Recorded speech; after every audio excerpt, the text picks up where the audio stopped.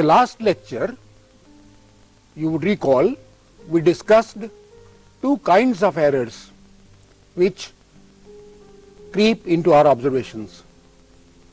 One type is called systematic errors. Let me remind you that systematic errors are caused by deficiencies in the measuring device or by defective design of the experiment or by personal biases of the observer. The deficiency in the instrument, for example, could be caused by a permanent shift in its zero or by non-uniform calibration of the scale. The defect in the technique could be that the temperature to be measured is such that the thermometer does not touch properly the body of which it is supposed to measure the temperature. Personal biases, example is that while reading a scale, your eyes may be always towards the left of the point to be read. All these cause systematic errors, and systematic errors, as I said in the last lecture, cannot be estimated. The other kind of errors are random errors. Random errors are unpredictable. Let me take an example. Suppose your teacher asks you to measure the length of your classroom. You take all precautions which are necessary to measure the length. Even then, if you measure the length 5 times, you would not get the same result. Sometimes, suppose the length is 5 meters, sometimes you will get 5.1 meters, sometimes 4.9 meters, and so on. Random errors can shift the result on both sides, higher side as well as the lower side. And therefore, random errors are more troublesome than the systematic errors, and therefore we have to find out techniques to reduce the effect of random errors. And today we shall talk about how to deal with random errors. Suppose during an experiment we make n observations of a certain quantity, say length. Suppose the values we get are A1, A2, A3, etc., going up to An. Then the mean length, that is the mean of all observations, is A mean equal to the sum of all the observations divided by n. Each of the values of A deviates from the A mean.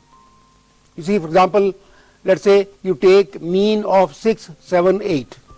The mean is 7. 6 deviates from 7th, 8 also deviates from 7. So each observation may deviate from the mean. Sometimes it may be equal to the mean, sometimes they deviate from the mean. And the deviation could be positive or negative. For example, 6 is smaller than the mean 7, therefore the deviation is negative. 8 is larger than the mean 7, and therefore the deviation is positive. But the sum of all these deviations from the mean would be 0. You can easily see why it should be 0. You see, let me go back to the formula of mean. Sum of ai divided by n. So if you multiply n by a mean, you get the sum of all the observations. So the deviation from the mean may be positive, may be negative, and the sum of all these deviations is 0. However, the absolute value of the deviation is not 0. That means if the deviation is negative, we take the positive value. If it is positive, then we take the positive value. Suppose the deviation is minus 0.1, then we treat it as 0.1. If the deviation is 0.1, then it is fine. If it is negative, we make it positive. That means we take the absolute value of the deviation, and their sum is not 0. the quantity by which a value differs from its mean, absolute value of the deviation is called absolute error. In here I have before you 10 observations of the time period of a pendulum whose length is 100 centimeters.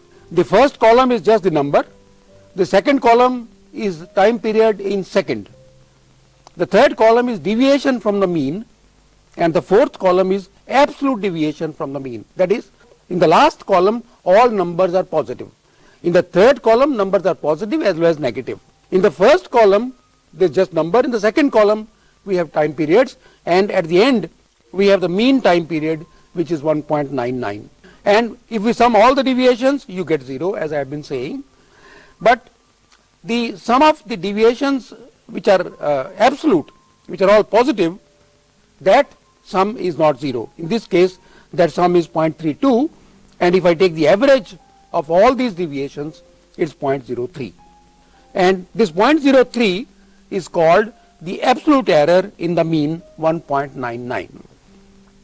Here I repeat again, data of time period for a simple pendulum of length 100.0 centimeter is shown in the last slide. 10 observations were taken.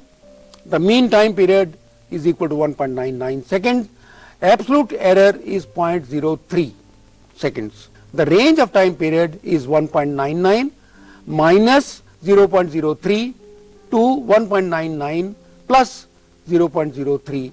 That is, the actual time period lies somewhere between 1.96 and 2.02. Let me repeat this again for your benefit, because this is very important. The absolute error in the mean is 0.03 seconds. This gives the range on both sides of the mean. If you add, this gives the higher side. If you subtract from the mean this absolute error, this gives the lower side. So in this case the lower side is 1.96, the higher side is 2.02, and therefore the actual time period lies between 1.96 and 2.02 seconds.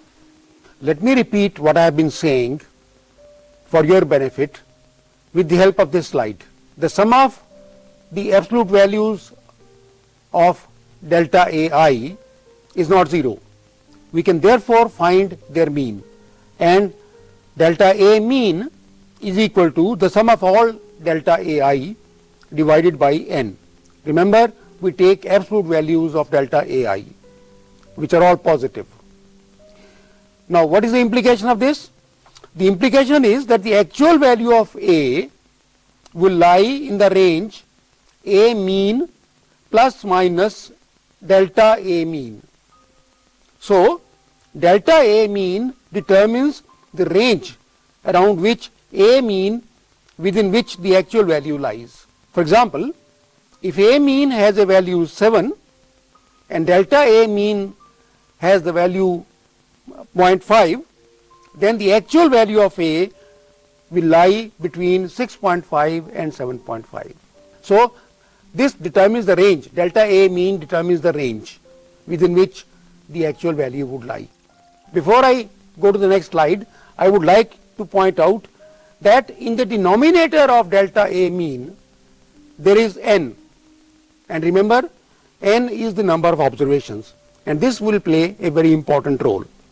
Notice that in the expression delta A mean equal to sum of absolute values of delta AI divided by n occurs in the denominator. Therefore, the range delta A mean can be made as small as you like by increasing the number of observations. Reducing delta A mean, that A mean can be made to approach as close to the actual value of the quantity being measured. Let me again try to repeat this in the following fashion.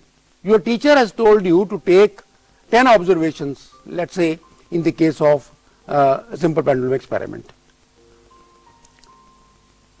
and the time available with you is much larger. So I would suggest that you take 20 observations. If possible, take 30 observations, and then you find the range. You will find as the number of observations increases, the range within which the actual value of G lies decreases.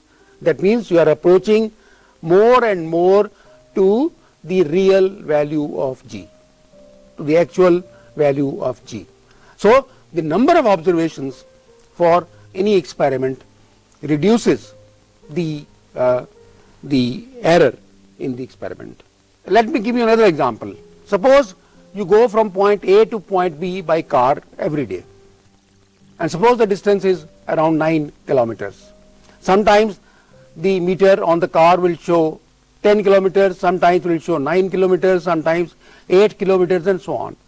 However, if you take 20 observations or 30 or 40 or even 100 observations, you will find that you can find the distance quite accurately.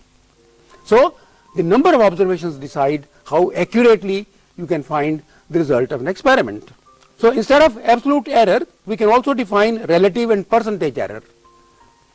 Here on the slide, relative error is delta A mean by A mean, and percentage error is delta A mean by A mean into 100%. Many times you have to think of errors in combination. Suppose you measure two quantities, A and B, and delta A is the error in A and delta B is error in B. Then the maximum error in this sum A plus B is delta A plus delta B. And even if you take the difference A minus B, the error is still delta A plus delta B. That is why it is called maximum error. The error in A by B, A divided by B, or A multiplied by B, is delta A by A plus delta B by B. Whether you take the division or whether you take multiplication, the error is always delta A by A plus delta B by B. If delta A is the error in A, then the error in A raised to power n is n times delta A. For example, in the formula for finding the value of G, where G is equal to 4 pi squared L by T square, the maximum error in G, that is delta G, is delta G equal to delta L plus twice delta T. Notice that the time period contributes twice the error in T, whereas the error in L is just delta L. That means time must be measured more precisely than the length.